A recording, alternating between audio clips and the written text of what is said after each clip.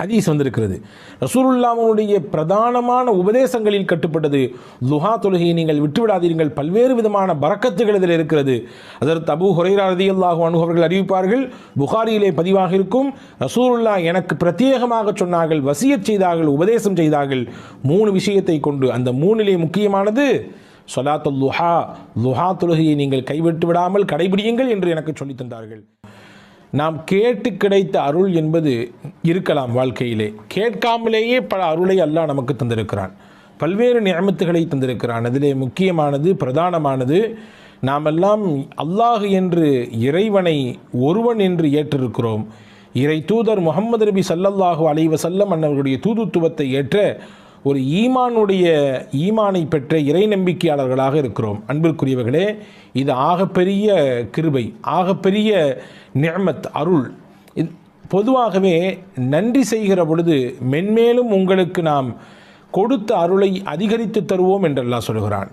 நமக்கு கிடைக்கப்பெற்ற ஈமானினுடைய அந்த அருளுக்கு சதாவும் ஒவ்வொரு நாளும் நாம் அவனுக்கு நன்றி உபகாரத்தோடு இருக்கிற பொழுது ஈமானோடு மரணிக்கின்ற பாக்கியத்தையும் அல்லாஹ் தருவான். நமக்கு பின்னால் இருக்கக்கூடிய சந்ததிகள், நம் குடும்பத்தை சார்ந்தவர்கள், நம்முடைய உறவுக்காரர்கள், நம்முடைய பின்னால் வரக்கூடிய தலைமுறைகளுக்கெல்லாம் ஈமான் நசீபை அல்லாஹ் தருவான் என்று பெருமக்கள் நமக்கு சொல்லித் தருகிறார்கள். திருக்குரானிலே அல்லாஹ் சொல்லுவான் தானே, ல இன் ஷக்கர்தும் ல அஸீதன்னக்கும், நீங்கள் உங்களுக்கு கிடைக்கப்பட்ட அருளுக்கு நன்றி உணர்வோடு வாழ்வீர்களேயானால் உங்களுக்கு கொடுத்த அருளிலே இன்னும் அதிகரித்து தருவோம்.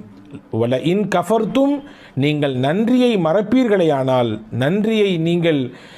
நன்றியை விட்டு அப்பாற்பட்டு வாழ்வீர்களேயானால் உங்களுக்கு லயின் கஃபர்தும் இன்ன அஸாபி லஷதீத், என்னுடைய வேதனை மிகவும் கடுமையானதாக இருக்கும் என்று ரப்புல் ஆலமீன் அல்லாஹ் சொல்லித் தருகிறான். அன்பிற்குரியவர்களே, இந்த நூலிலே நாம் ஜுல்ஃபிகார் நக்ஷபந்தி தாமத் பரக்காத்துஹும் அவர்கள் தொகுத்த 10 விதமான ஆலோசனைகள் என்ற நூலின் மொழியாக்கத்திலே இருந்து சில விஷயங்களை தான் நாம் பார்த்து வருகிறோம்.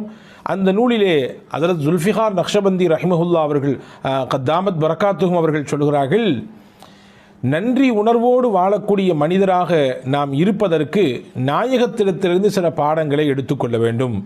நபிகள் நாயகம் ஸல்லல்லாஹு அலைஹி வஸல்லம் கற்றுத்தந்த ஒரு பிரதானமான பிரார்த்தனை தான் ரதீத்து பில்லாஹி ரப்பா ஒபில் இஸ்லாமி தீனா ஒபி முஹம்மதின் ஸல்லல்லாஹு அலைஹி வஸல்லம் நபிய்யம் வ ரசூலா. ரதீத்து பில்லாஹி ரப்பா, அல்லாஹுவை நான் ரப் என்று, எஜமானன் என்று பொருந்திக் கொண்டேன். ஒபில் இஸ்லாமி தீனா, எங்களுடைய மார்க்கமாக இஸ்லாத்தை நாங்கள் ஏற்றுக்கொண்டோம். ஒபி முஹம்மதின் ஸல்லல்லாஹு அலைஹி வஸல்லம் நபிய்யம் வ ரசூலா, முஹம்மது நபி ஸல்லல்லாஹு அலைஹி வஸல்லம் மன்னவர்களை நபியாகவும் ரசூலாகவும் நான் சம்மதித்தேன், அவர்களை நான் பொருந்திக் கொண்டேன் என்று பொருள்பட இருக்கக்கூடிய இந்த துவாவை எவர் ஓதி வருகிறாரோ அவர் நன்றி செலுத்தியவராக ஆகுவார் என்பதை ஹஜ்ரத் ஜுல்ஃபிகார் தாமத் பரக்காத்துஹும் அவர்கள் இந்த நூலிலே நமக்கு தருகிறார்கள். அன்பிற்குரியவர்களே, நன்றி உணர்வோடு இருப்பதற்கு இன்னொரு வழியையும் நமக்கு இந்த நூலிலே அவர்கள் கற்றுத்தருகிறார்கள். நம்முடைய வாழ்நாள் வயது இருக்கலாம், 30 இருக்கலாம், 40 இருக்கலாம், 60 கூட இருக்கலாம், ஏன் முதிர்ச்சி அடைந்து 70, 80களில் கூட நாம் வாழ்ந்து கொண்டிருக்கலாம்.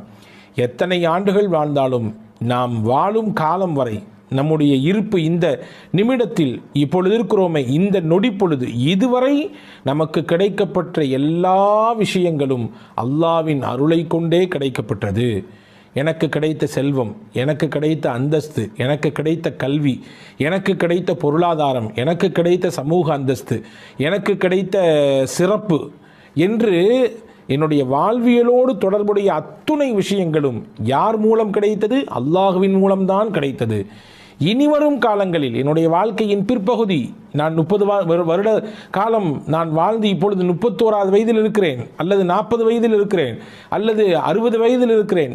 இனி என் ஹயாத் முடியும் வரை, என்னுடைய வாழ்க்கையின் கடைசி வரை கிடைக்கக்கூடிய விஷயமும் அல்லாஹ்விடத்தில்தான் கிடைக்கும் என்ற நம்பிக்கையோடு ஒருவர் அந்த நிலைப்பாட்டை வெளிப்படுத்தக்கூடியவராக இருப்பாரேயானால் நிச்சயமாக அவரும் நன்றி உணர்வு மிக்கவர் என்பதை பெருமக்கள், குறிப்பாக ஹஜ்ரத் தாமத் பரக்காத்துஹும் ஜுல்ஃபிகார் தாமத் பரக்காத்துஹும் அவர்கள் சொல்கிறார்கள். அன்பிற்குரியவர்களே, என்னுடைய திறமையாலோ, என்னுடைய கல்வி அறிவினாலோ, என்னிடத்தில் இருக்கக்கூடிய செல்வ செழிப்பினாலோ, என்னிடத்தில் இருக்கக்கூடிய அதிகாரத்தினாலோ, என்னிடத்தில் இருக்கக்கூடிய பலத்தினாலோ எதுவும் கிடைக்கவில்லை, எல்லாம் அல்லாவின் அருள் என்ற எண்ணத்தோடு ஒருவர் தன்னுடைய வாழ்வை அமைத்துக் கொள்வாரையானால் அவரும் நன்றிக்குரியவர், நன்றி செலுத்தியவராக இருப்பார் என்பதை ஹஜ்ரத் ஜுல்ஃபிகார் தாமத் பரகாத்துஹும் அவர்கள் சொல்லித் தருகிறார்கள். அன்பிற்குரியவர்களே, எனவே நன்றி உணர்வோடு வாழ வேண்டும். அது நம்முடைய கடைசி நிமிடத்திலே கலிமாவின் பாக்கியத்தை நமக்கு பெற்றுத்தரும். ஹஜ்ரத் ரசூலுல்லாஹி ஸல்லல்லாஹு அலைஹி வஸல்லம் அன்னவர்கள் சொல்லக்கூடிய ஹதீஸ் பதிவு செய்யப்பட்டிருக்கிறதானே,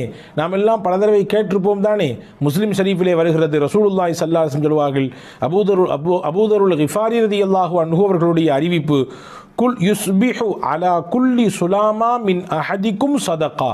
உங்களிலே ஒவ்வொருவரும் தினசரி காலை உங்களுடைய உடலிலே இருக்கக்கூடிய ஒவ்வொரு மூட்டு எலும்புக்கு ஜாயிண்ட்டுகள் இருக்கிறது தானே, உடலிலே ஒவ்வொருவருடைய உடலிலும் ஜாயிண்ட்டுகள் இருக்கிறது. நீங்கள் விரலை எடுத்துக்கொள்ளுங்கள், இந்த விரலிலே 3 விதமான ஜாயிண்ட்டுகள் இருக்கிறது, 1 2 3. அதே போன்று உடலிலே எத்தனையோ ஜாயிண்ட்டுகள் இருக்கிறது.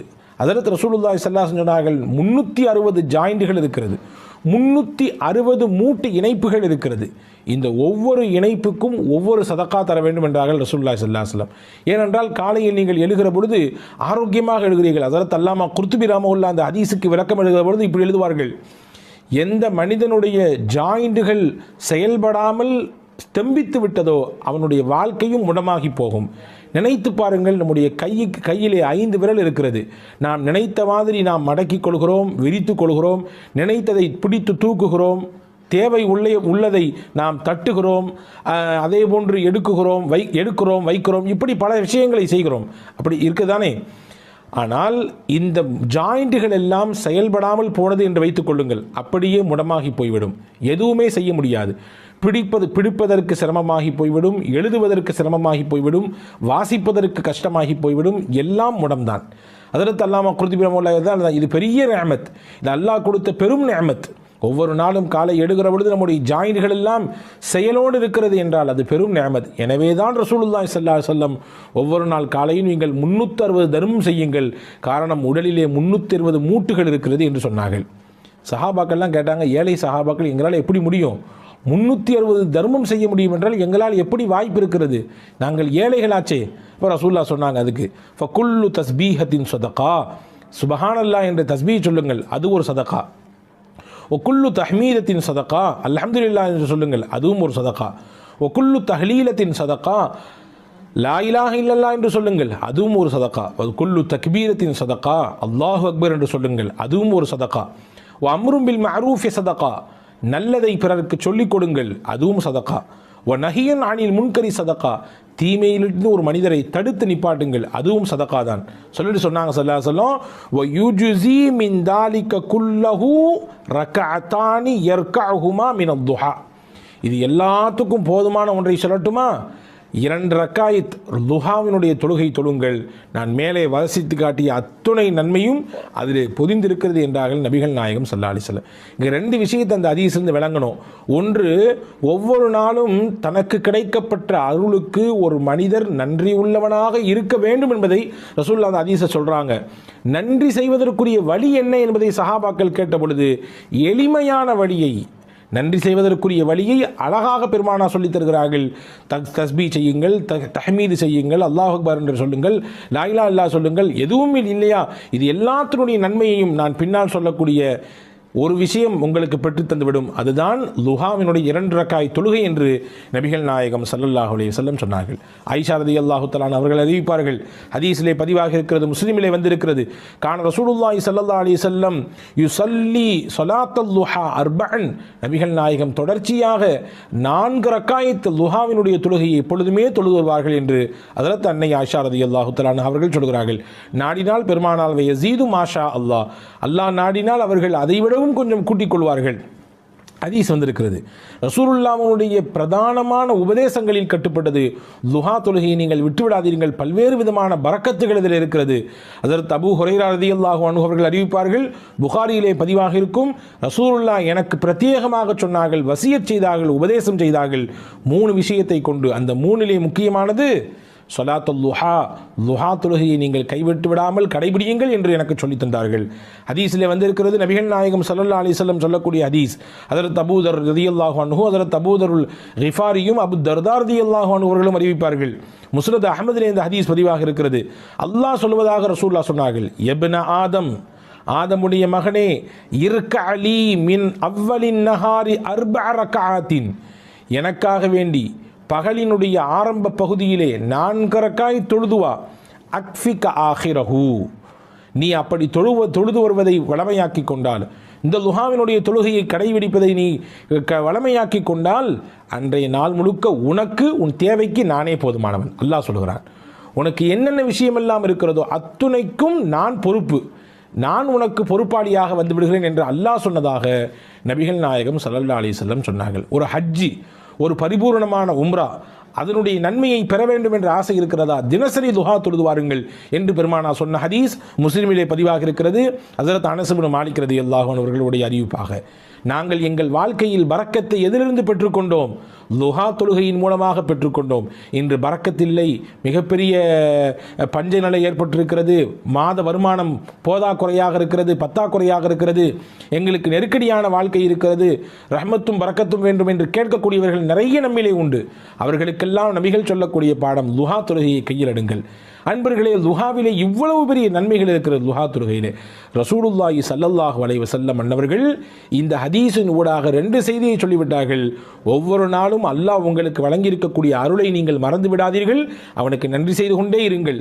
அந்த நன்றி செய்வதற்குரிய வழியை சொல்லுகிற பொழுது, லுஹாவை நீங்கள் தொழுகுங்கள், அதன் மூலமாக நன்றி செய்த நடிகாராகவும் நீங்கள் ஆக முடியும்.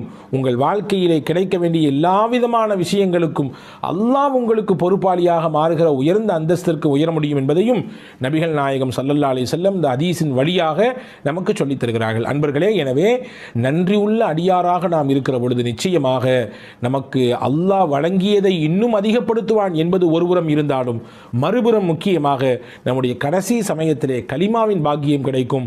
ஒரு கல்லில் 2 மாங்காய் என்று இதைதான் சொல்வார்களோ, வல்ல ரஹ்மான் பின்பற்றி நடக்கக்கூடிய தௌஃபீகை உங்களுக்கும் எனக்கும் எல்லா மக்களுக்கும் தருவானாக. அடுத்த